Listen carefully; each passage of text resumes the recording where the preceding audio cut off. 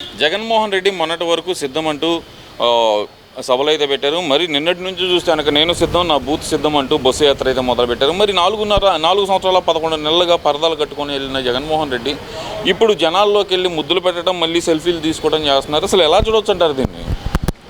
తప్పులేదు. జగన్మోహన్ రెడ్డి గారు ఒక రాజకీయ వ్యూహం ఉంది అతనికి. తను కూడా పోయినసారి 2014 నుంచి 2019 వరకు తెలుగుదేశం ప్రభుత్వం అనేది అధికారంలో ఉంది. అధికారంలో ఉన్నప్పుడు చంద్రబాబు నాయుడు గారు ఒక సిస్టమ్ ఫాలో అవుతారు. రాజ్యాంగ పరంగా ఉన్నటువంటి హక్కులను ప్రతి పౌరుడికి, రాజకీయ నాయకుడు కావచ్చు, ఉద్యోగస్తులు కావచ్చు, ఎవరి హక్కులు వాళ్ళకి ఉండాలనేది చంద్రబాబు నాయుడు గారి యొక్క ఆలోచన. అలాగే జగన్మోహన్ రెడ్డి గారు ఒక రాజకీయ పార్టీ పెట్టుకున్నాడు కాబట్టి, తను గతంలో ఓడిపోయాడు కాబట్టి 14 నుంచి 19 వరకు తన ఒక వ్యూహం పెట్టుకొని తెలుగుదేశం పార్టీకి ఎవరెవరు దగ్గరున్నారు, ఎందుకు తెలుగుదేశం పార్టీకి ఈ సామాజిక వర్గాలు ఉన్నాయి అనేది ఒక విశ్లేషణ చేసుకొని, కొంత టీం పెట్టుకొని, కొంత డబ్బు ఖర్చు పెట్టుకొని తిరిగాడు. పాదయాత్ర చేశాడు. ముందుగానే ఒక ప్రీ ప్లాన్డ్గా వెళ్ళాడు. టోటల్గా అతనికి తెలిసింది ఏంటంటే బీసీలు కాస్త దగ్గరగా తెలుగుదేశం వైపు ఉన్నారు.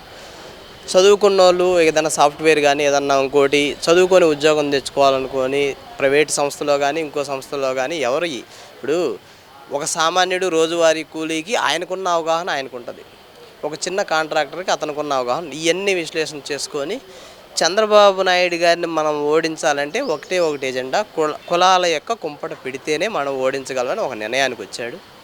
ఇప్పుడు మన ఆంధ్రప్రదేశ్లో కొన్ని వందల కులాలు ఉన్నాయి. ఒక బీసీల్లోనే దగ్గర 150 కులాల దాకా ఉన్నాయి. ప్రతి కులం వాడికి మాకు ఒక ఎమ్మెల్యే ఉంటే బాగుండాలని అనిపించింది. అది మానవ సహజం. మన బీసీ కులాల్లో కానీ మిగతా కులాల్లో కానీ 10,000 ఓట్లు లోపు ఉన్నోళ్ళు ఉన్నారు, 1000 ఓట్లు ఉన్నోళ్ళు ఉన్నారు, 1,00,000 ఓట్లు ఉన్నోళ్ళు ఉన్నారు, 5 లక్షల ఓట్లు జనాభా కలిగిన వాళ్ళు ఉన్నారు, 20 లక్షలు ఉన్నారు, 25 లక్షల వాళ్ళు ఉన్నారు. ఆ నియోజకవర్గంలో దాదాపు చాలా కులాలు ఉంటాయి. వీళ్ళందరినీ ప్రభావితం చేయాలి. తనేంటంటే కులాల వారీగా చీల్చేసి అధికారంలోకి రావాలని ఎక్కడెక్కడ ఏ తెలుగుదేశం పార్టీకి బలంగా ఉందో ఒక కమ్మ సామాజిక వర్గాన్నో ఇంకో సామాజిక వర్గాన్నో మనసులో పెట్టుకొని మీకు వాళ్ళు ఏం చేశారు, మీకు వాళ్ళు ఏం చేశారని చెప్పేసి ఎంతో కొంత ఒక రాజకీయ వ్యవస్థలో ఉన్నప్పుడు ప్రతి ఒక్కడికి న్యాయం జరగాలంటే జరగకపోవచ్చు, కొన్ని లోపాలను ఉంటాయి.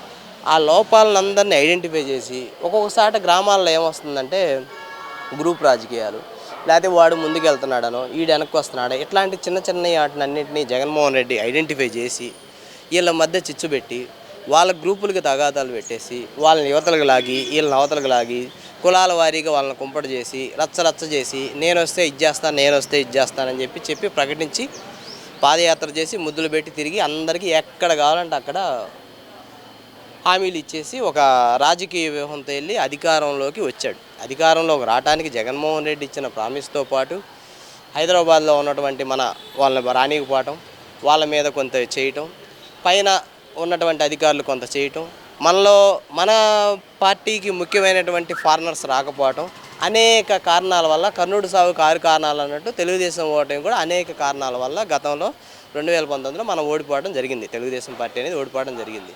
ఇప్పుడు జగన్మోహన్ రెడ్డి ఎక్కాడు. ఎప్పుడు 19 నుంచి 4 సంవత్సరాల 11 నెలల్లో అడుగు పెట్టాడు. ఇంకొక నెలలో తేలిపోతుంది. ఈ 11 నెలల్లో జగన్మోహన్ రెడ్డి ఎక్కడెక్కడ ఏ కులానికి ఏమేమి చెప్పాడు, ఏ పని చేసే వాళ్ళకి ఏమేమి చెప్పాడు, ఇవన్నీ విశ్లేషణ చేసుకున్నారు జనాలు. ఈ విశ్లేషణ చేసుకొని ఏం న్యాయం జరుగుతుంది మనకి, జగన్మోహన్ రెడ్డి ఏదైతే చెప్పాడో తెలుగుదేశం పార్టీకి, ఓటర్కి, సామాజిక వర్గాలకి, కులాలకి, పనులకి ఉన్న దూరాన్ని ఎలా దూరం చేశాడో, నేనేం చేస్తానని చెప్పాడో అది విశ్లేషణ చేసుకుంటే అరే బాబు తెలుగుదేశం పార్టీ 100 రెట్లు బెటర్రా. మనకి 5 సంవత్సరాలు ఒక ముఖ్యమంత్రి పరిపాలన చేస్తాడండి ఎలక్షన్ పీరియడ్ ప్రకారం. 5 సంవత్సరాలంటే 1825 రోజులు, లీఫ్ సంవత్సరంతో కలుపుకొని 1826 రోజులు. ఒక రోజువారీ కూలి ఒక వ్యక్తి 5 సంవత్సరాలు ప్రతిరోజు పనిచేసే ఓపిక ఉంటుంది. అంటే 1826 రోజులు పనిచేసే శక్తి ఒక వ్యక్తికి ఉంటుంది. ఒక వ్యక్తి 1500 రోజులే పనిచేస్తాడు, ఒక వ్యక్తి 1000 రోజులే పనిచేస్తాడు, ఒక వ్యక్తి 900 రోజులే పనిచేస్తాడు. ఎందుకంటే నెలలో 30 రోజులు పనికి వెళ్ళే వ్యక్తి ఉంటాడు రోజువారీ కూలి, 20 రోజులు వెళ్ళే వ్యక్తి ఉంటాడు, అదిలో ఉంటాడు. తెలుగుదేశం గవర్నమెంట్లో అనేక రకాలు కూలి వాళ్ళు కానీ ఎవరన్నా కానీ వాళ్ళు పనిచేస్తే 5 సంవత్సరాలు పనిచేసే అవకాశం తెలుగుదేశం గవర్నమెంట్లో ఉంది. అది రైతు కూలి అయినా ఏదైనా కన్స్ట్రక్షన్ డివిజన్ అయినా ఇంకో పని చేసేవాడికి ఒక రాడ్ బెండర్ పనిచేస్తే 1826 రోజులు కాకుండా వాళ్ళకి ఇంకొక 500 రోజులు నైట్ పని చేసే శక్తి కూడా అవకాశాలు ఉన్నాయి. ఇప్పుడు అవకాశం లేదు. నాకు పనికి వెళ్ళాలని ఉంటుంది, రోజువారీ కూలికి వెళ్ళాలని పని లేదు. కానీ అదేంది అసలు నేను వచ్చిన తర్వాత రాష్ట్రం అభివృద్ధి పదంలో దూసుకెళ్తుంది, నేను వచ్చి సంక్షేమ పథకాలను అమలు చేశాను, ఇప్పుడు రాబోయేదంతా పేదలకి పెత్తందారులకి యుద్ధం అంటున్నాడు కదా మరి జగన్మోహన్ రెడ్డి. అది ఎవరితో చేశాడు యుద్ధం? లిక్కర్తో చేశాడు యుద్ధం. లిక్కర్ వ్యవస్థ అనేది ఒకటి పెట్టుకొని తన ఒక కంపెనీలు క్రియేట్ చేసుకొని కొంచెం గంజాయి అవి కలుపుకొని అనేక రకాల నాసి రకం ముందు సడన్గా తెల్లవారుజామున రాత్రి 10 గంటలకు పలకరిస్తాడు, బాగున్నాడు అంటాడు. 4 తెల్లవారుజామున 4 చనిపోయాడు అంటారు. ఎందుకు చనిపోతున్నారు? సడన్గా ఎందుకు జరుగుతుంది? ఈ మందులో అనేక రకాలుగా ఉన్నాయి అన్న సంగతి నీకు తెలుసు, ప్రజలకు తెలుసు, అందరికీ తెలుసు, వ్యవస్థ అని తెలుసు. ఎక్కడ సామాన్యుడికి న్యాయం జరిగింది? అతను పేదవాడికి పెత్తనందారికి అంటున్నాడు. ఎవరు పెత్తనందారులు, ఎవరు పేదవాడు? ఇప్పుడు పేదవారు అంటే ఎస్సీల్లో అందరూ పేదవారని కాదు, బీసీలు, ఎస్సీ, ఎస్టీ వీళ్ళందరూ దేని మీద ఆధారపడతారు? రోజువారీ పని చేసుకో, వీళ్ళకి పని ఉందా? రెండోది, కార్పొరేషన్స్ ఎందుకు పెట్టారు అసలు? SC corporation, BC corporation, ST corporation ఎందుకు పెట్టారు? వాళ్ళు స్వయంగా వాళ్ళ టెక్నికల్గా వాళ్ళు ఏం చేయగలరు, వాళ్ళకి ఏదన్నా పెట్టుకోవడానికి కొంత పెట్టుబడి, అందులో సబ్సిడీలు ఇవన్నీ పెట్టారు. అవన్నీ నిర్వీర్యం చేసేసి ఇప్పుడు ఒక 500 రూపాయల కూలీ అనుకుందాం సార్. మనం జనరల్గా మనం అనుకుంటే జగన్మోహన్ రెడ్డి పాయింట్లోకే వద్దాం, సంక్షేమంలోకే మనం వద్దాం సార్. ఆయన ఏమంటాడు? నేను సంక్షేమం ఇచ్చాను, అమ్మఒడో ఇంకోటో చెప్తాడు. ఈ సంక్షేమం ఒక కుటుంబానికి అతను చెప్తుంది, నేను చెప్తుంది కాదు. ఒక కుటుంబానికి 50,000, 40,000 నుంచి 60,000, 70,000 వచ్చినాయి అని అంటున్నాడు. ఒక కుటుంబ యజమాని 500 చొప్పున 5 సంవత్సరాలు పనిచేస్తే వాళ్ళు 6 నుంచి 9 లక్షలు సంపాదించుకుంటారు. 400 కూలైనా 500 కూలైనా సంపాదించుకుంటారు. ఒక మహిళ కనుక అట్లీస్ట్ 4 లక్షల వరకు 3 లక్షల వరకు సంపాదించుకునేది. ఈ సంపాదించుకునే అవకాశం జగన్మోహన్ రెడ్డి ప్రభుత్వంలో ఉందా?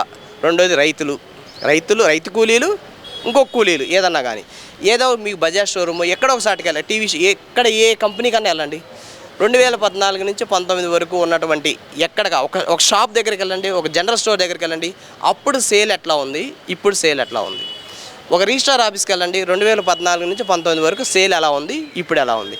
అన్నిట్లో 50% పడిపోయింది. జగన్మోహన్ రెడ్డి ఏం చేశారంటే, సార్ మనం ఎలక్ట్రానిక్స్ ఈ ఐటమ్స్ మొత్తం మీద ఇంత ట్యాక్స్ మనకు రావట్లేదండి, అప్పట్లో 1000 సేల్ అయితే సుమారుగా చెప్తున్నాను, ఇప్పుడు కనీసం 300, 400 కూడా సేల్ అవ్వట్లేదండి. ఏం చేద్దామంటే అప్పుడున్న ట్యాక్స్ని డబుల్ చేసేయండి, మన బడ్జెట్ రావాలి.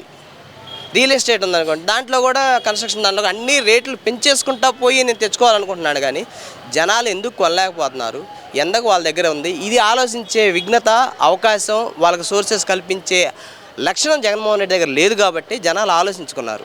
లేదు, జనం ఇప్పటికీ నా వెనకమాలే ఉన్నారు అనేది ప్రధానంగా జగన్మోహన్ రెడ్డి చెప్తుంది. నిజంగానే జగన్మోహన్ రెడ్డి వెనకమాల ఉన్నారనుకోవచ్చు అంటారా?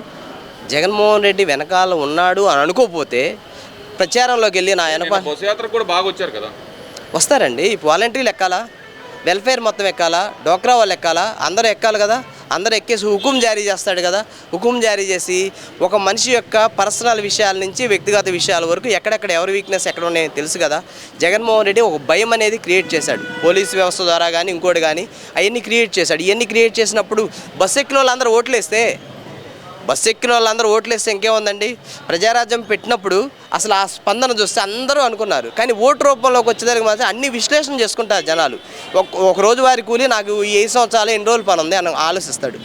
ఒక రైతు ఈ 5 సంవత్సరాల్లో నాకు పంట ఏముంది, నాణ్యతమైనటువంటి విత్తనాలు ఇచ్చారా, నాకు పంటకి సరైనటువంటి మందులు అవి సరిగ్గా నాణ్యతతో కూడి ఉన్నాయా, పత్తి వేద్దామంటే గులాబీ పురుగు అంటారు, మిరప వేద్దామంటేనేమో ఇంకో రకం పురుగు అంటారు. వీటికి సరైనటువంటి మందులు ఉన్నాయా, ప్రభుత్వం ఏం కల్పించాలి, మనిషి ఎవరు ఏ వ్యవస్థలో పనిచేసినా ఆ వ్యవస్థకి సంబంధించినటువంటి నాణ్యతతో కూడినవి వాళ్ళకి అవకాశాలు కల్పించాల్సిన బాధ్యత ప్రభుత్వం మీద ఉంది. ఇది అతను చేయలేదు కాబట్టి జనాలకు వ్యతిరేకత ఉంది.